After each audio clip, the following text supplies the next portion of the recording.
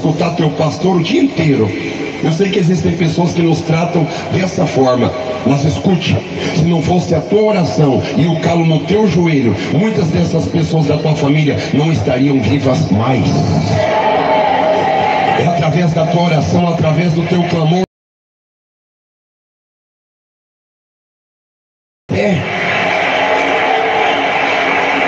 Orai uns pelos outros. E quando eu falo, fazendo uso deste texto bíblico, orai uns pelos outros, eu quero primeiramente meditar com os irmãos numa expressão jurídica. É uma expressão utilizada no direito, chamada interposição. Se tem algum advogado aqui nessa noite, ou algum juiz, ou algum jurista, ou algum desembargador, ou algum promotor, sabe o que significa interposição? O que é uma interposição? É quando você media um assunto. É quando você representa alguém. Por exemplo, eu não sei falar o juridiquês. Eu não sei falar como os advogados falam. Eu não sei falar como os juízes falam, apesar de, desde os meus 10 anos de idade, eu praticamente cresci dentro de tribunais. Por causa de herança que meu pai deixou, também já acabou tudo também, tá, irmãos? Então a situação era tão complexa que eu vivia o dia inteiro dentro de tribunal e entra e conversa com advogado. Eu me lembro de ter contratado 4 advogados na vida, 4. Mas o idioma que eles utilizam é mais polido, eu posso até dizer o idioma que eles utilizam. É claro que é o português, mas é mais difícil entender o que eles falam. Então, para isso, quando nós entendemos que eles estão falando com os juízes, quando estão falando entre os próprios advogados, ou estão falando com os desembargadores, estão tratando com alguém que é do meio jurídico, eles falam com toda naturalidade. E às vezes a gente fica olhando para um, fica olhando para outro, fica olhando para outro, e a gente não entende. É por isso que nós precisamos contratar um representante. É um advogado. Isso é uma interposição. O advogado, ele vai interpor. O advogado, ele vai mediar o assunto, porque ele entende as palavras, as colocações. Ele entende da Constituição de 1988. Ele entende até de algumas prerrogativas. Ele vai entender de algumas jurisprudências. O advogado vai entender tudo isso. O advogado. É por isso que ele é um mediador. E sabe por que eu estou falando isso? Porque Abraão, quando Deus decidiu destruir Sodoma e Gomorra, Deus precisava de um mediador. Deus precisava de alguém para interpor. Deus precisava de um representante. Deus precisava de alguém que intercedesse por Ló. E este alguém era Abraão. A Bíblia diz que Abraão, quando soube da destruição, questionou, dizendo: Senhor, se existissem 50 justos em Sodoma e Gomorra, o Senhor destruiria? Deus disse: não.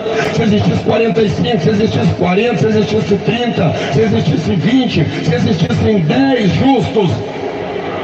Quando parou no número 10, Deus saiu de repente da presença de Abraão, senão ia chegar em 4 justos.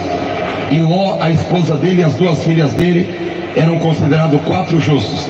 E Deus não iria destruir Sodoma e Gomorra. Quando chegou no número 10, Deus... Mas Abraão, ele trabalhou na intercessão.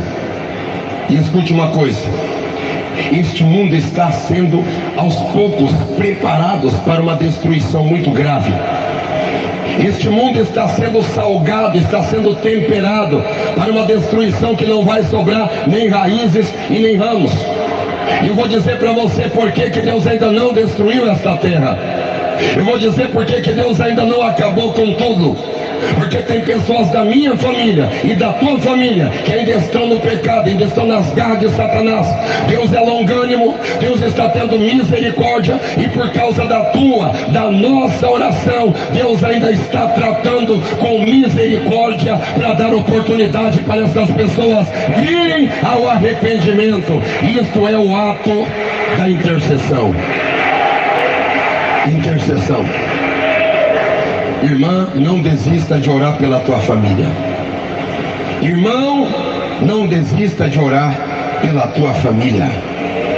A tua família faz parte do teu sangue. A tua família foi Deus quem te deu. A tua família foi Deus que te concedeu como um verdadeiro presente para você. A vontade do diabo é tocar na tua família. A Bíblia Sagrada diz que nós temos que nos importar com a nossa família, orar pela nossa família. 1 Timóteo 5:8. Os que não têm cuidado dos seus, principalmente dos da sua família, negou a fé e é pior do que o infiel. É pior. É preciso que alguém interponha. É preciso que alguém tenha coragem de entrar na brecha. É preciso que alguém tenha coragem de dizer: Senhor, tem misericórdia, poupa meu filho, poupa meu esposo, poupa minha esposa, poupa minha família, tem misericórdia deles. Porque se não houver nenhum de nós para fazer isso, pode ter certeza que é aí que acontece aquelas catástrofes assustadoras, que todo mundo fica de cabelo em pé dizendo: meu Deus, o que é isso que aconteceu? É porque não tinha ninguém na brecha. Eu sei que às vezes o diabo luta contra você para te desanimar.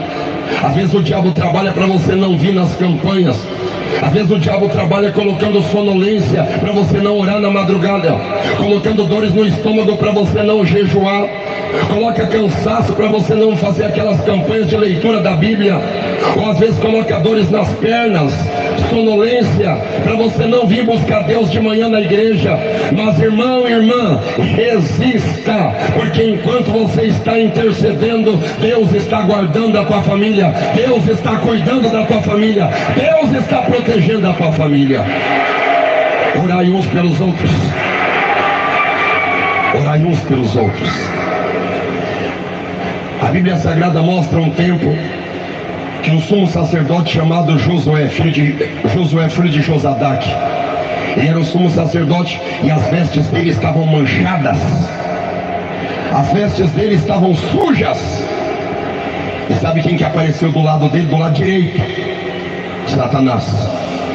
Satanás apareceu do lado do sumo sacerdote Josué para acusar o sumo sacerdote. Agora preste atenção.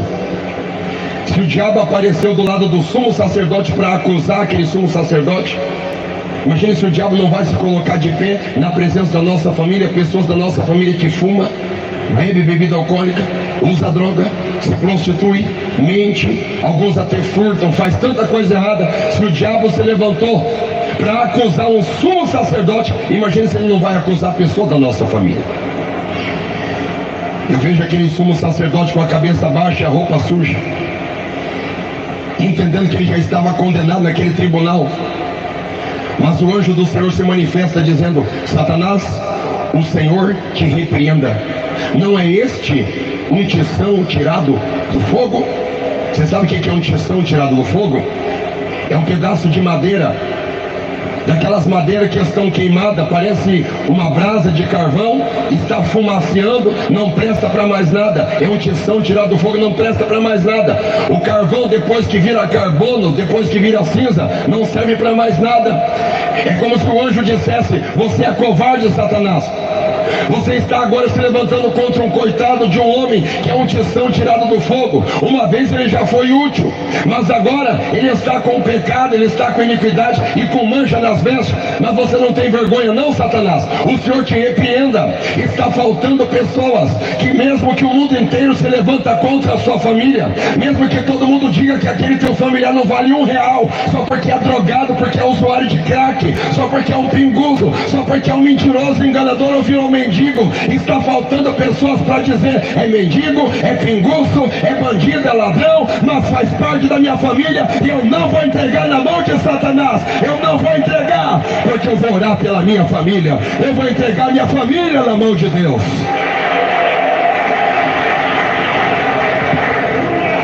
Será que tem alguém aqui que tem a coragem de fazer isso? Sabe o que é um ato de intercessão? É um ato de coragem. Eu já contei aqui que a minha mãe tinha 1,95 m de altura. Uma polaca grandona, da minha altura quase. E um dia minha irmãzinha estava dentro do carro e na descida foi puxado o freio de mão, mas não foi engatada a primeira marcha. E o carro desceu. E a minha mãe era cheia de varizes expostas nas pernas, nas duas pernas. E o carro começou a descer. E quem que ia salvar minha irmãzinha dentro do carro? Ninguém. Quem que poderia fazer alguma coisa? Ninguém. Daqui a pouco minha mãe aparece em cena e vê aquele carro descendo lentamente na direção do Lago Igapó, Londrina. E o carro ia descer para baixo naquele rio. Minha irmãzinha ia morrer afogada, sem dizer que o carro ia cair de uma altura de aproximadamente 6 metros de altura. O que a minha mãe vai fazer? Vai fazer de conta que foi um acidente?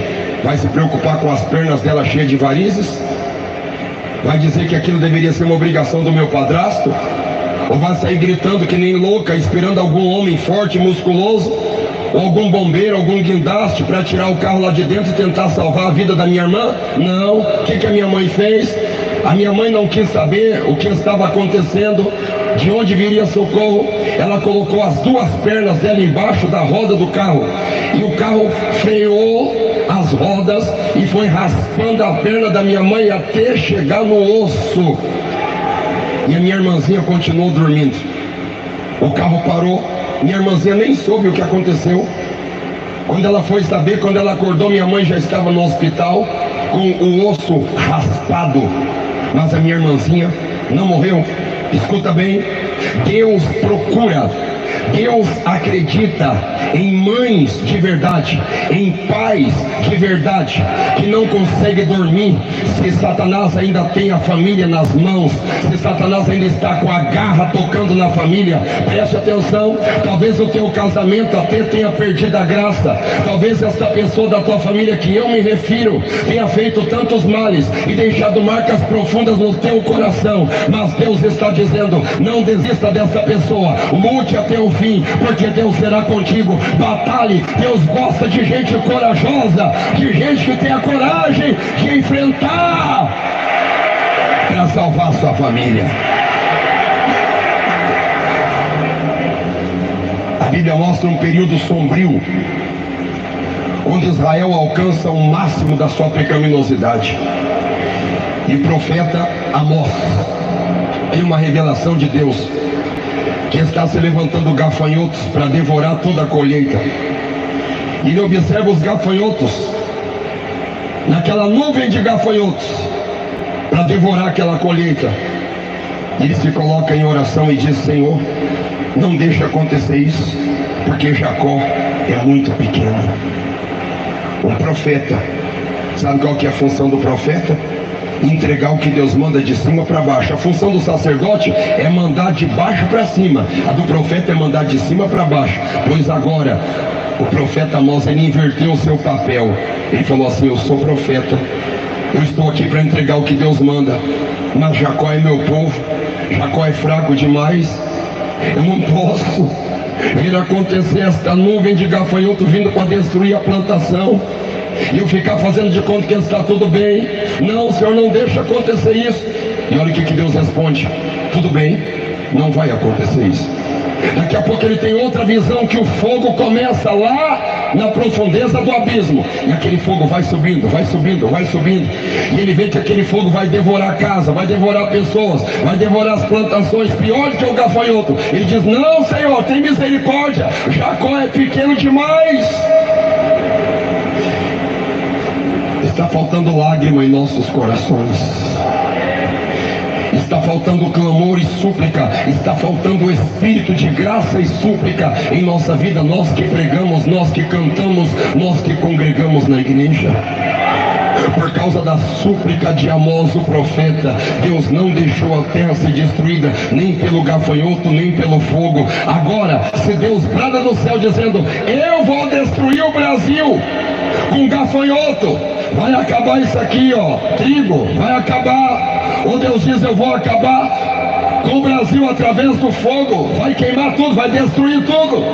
Será que a igreja está preparada para clamar, para botar a boca no pau, para chorar de verdade? Chorar de verdade. Será que a igreja brasileira está preparada? Será que nós estamos preparados? Se nem pela nossa família nós estamos chorando direito, se nem pelos nossos familiares nós estamos pleiteando direito, Deus está nos convocando aqui nesta noite para nós nos convertermos ao Senhor com jejum, com pano de saco, colocando cinza na cabeça e decretando a nossa humilhação em favor da nossa família, porque Ele quer fazer milagres na nossa família, Ele quer salvar de verdade a nossa família. Deus quer salvar a nossa família. Você pode procurar desde Gênesis até Apocalipse.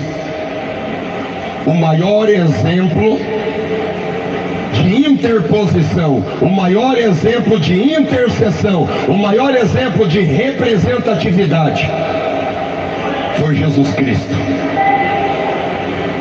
Foi Jesus, não teve ninguém mais. Vocês se lembram quando foi levada diante dele aquela mulher pecadora? O Senhor Jesus não fez malabarismo nenhum, Ele apenas foi sincero. Todo mundo com pedras na mão para matar aquela mulher. Era um ato judicial, era um julgamento ao ar livre. Todas as circunstâncias estavam apontando para a morte daquela mulher, mas o Senhor Jesus interpôs em favor dela. Apesar dele ser neutro, Ele apenas fez uso da sinceridade, dizendo: aquele que não tem pecado, atire a primeira pedra. O que aconteceu com ela? Jesus interpôs, Jesus entrou no meio, Jesus defendeu ela de uma forma isenta. Ele apenas foi sincero, defendeu ela.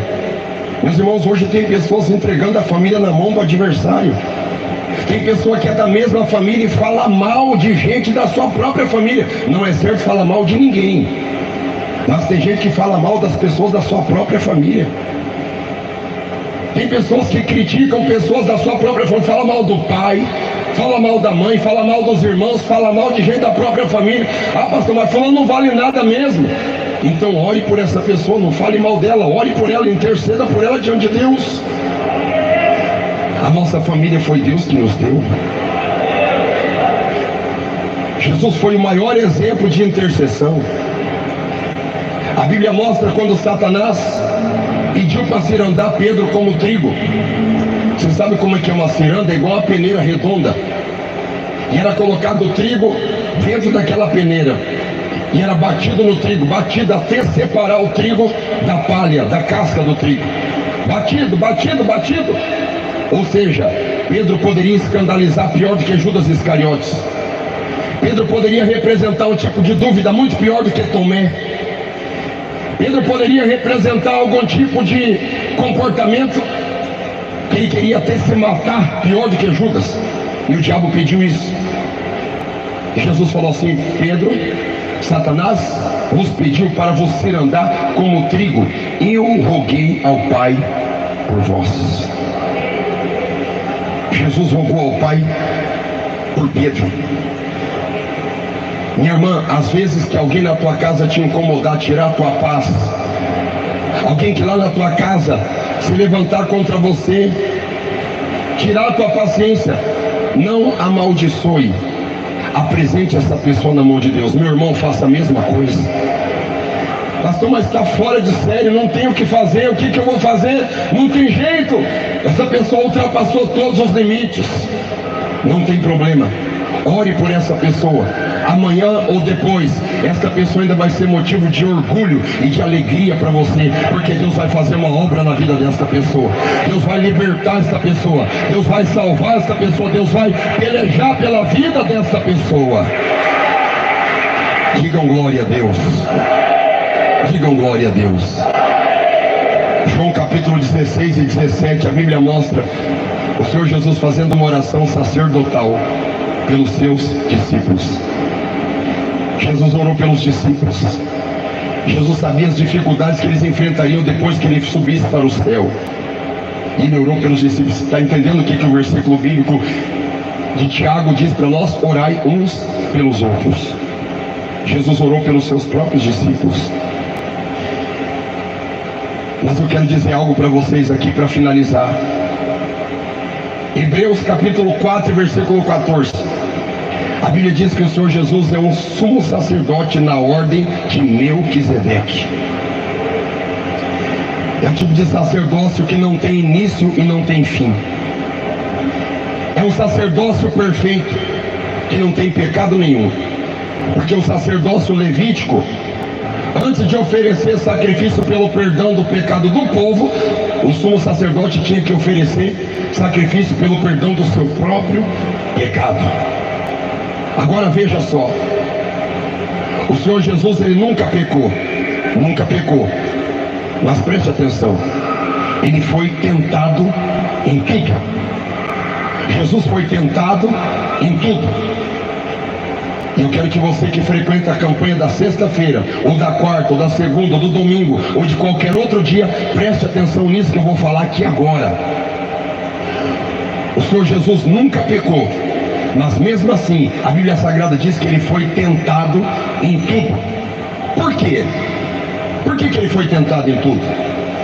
Ele foi tentado em tudo para que quando ele estivesse diante do Pai, ele dissesse para o Pai: Pai, eu não pequei, eu mantive a minha postura, mas eu sei o que significa uma tentação lá embaixo.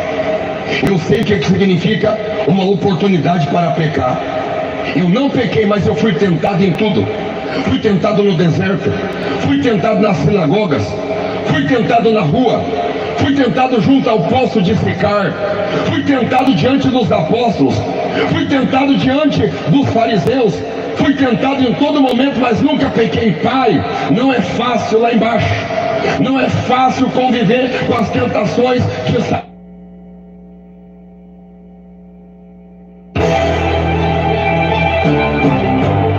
O som que sai dos nossos estúdios vai para os transmissores e através das nossas antenas emite